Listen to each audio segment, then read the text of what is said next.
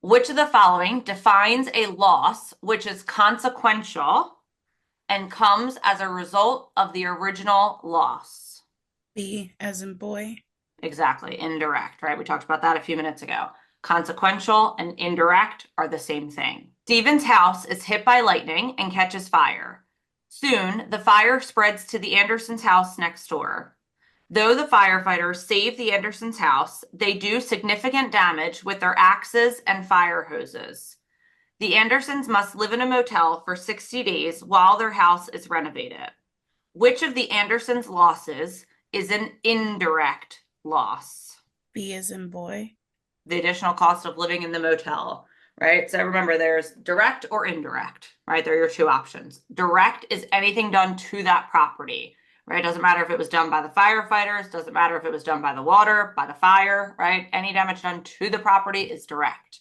Anything that is affecting the insured financially, right? That's called additional living expense or loss of use, right? Having to go stay in a motel, having to buy meals out, transportation expenses, right? Anything that's affecting them financially as a result of that direct damage is an indirect loss. Insurance companies that insure other insurers against catastrophic losses are called A. reinsurers.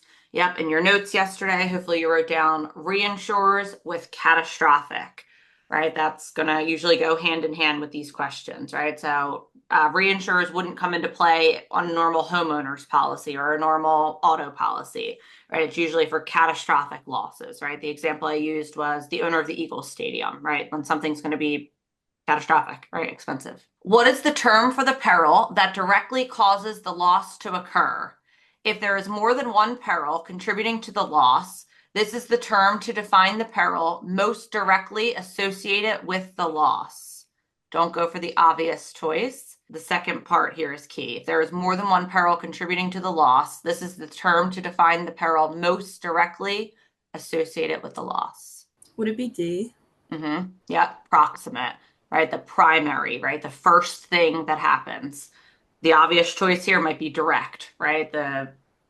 What is the term that for the peril that directly causes the loss? Right away, you might think direct loss. Read the second part, right? If there is more than one peril contributing, what's the term to define the peril most directly associated, right? The first thing, the primary cause, that's your proximate cause. A sudden, unexpected event that is identifiable as to a time and place is best described as Would it be accident? different from this next one, continuous and repeated exposure to conditions neither intended nor expected by an insured is best described by which of the following terms, Bobby?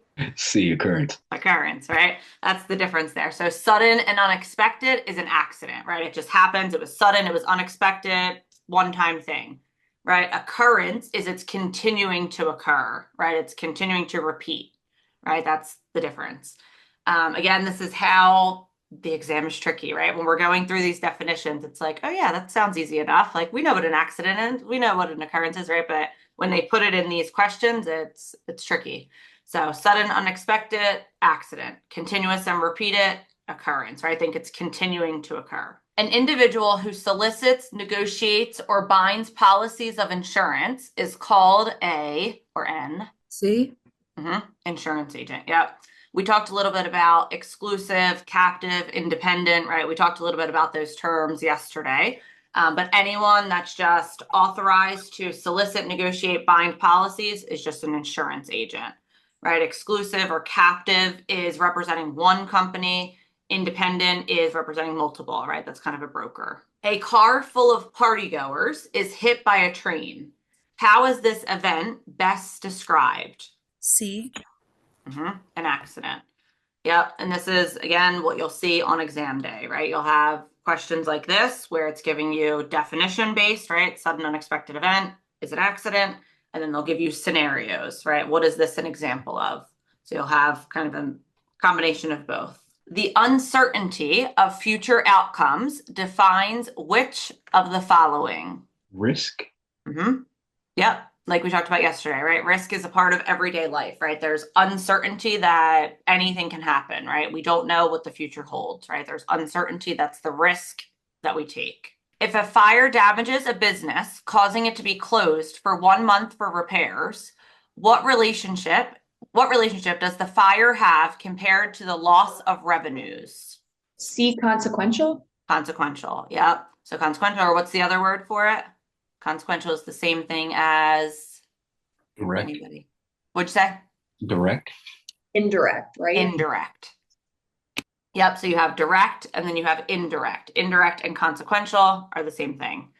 So anything affecting them financially, right? That loss of revenue, having to go to a motel, if damage is done to your property and you have to go stay in a motel for homeowners. If you're in a car accident, you have to get a rental car, right? They're all indirect or consequential losses, right? Going into your pocket, it's affecting you financially. They're indirect or consequential losses. Which of the following best describes a hazard?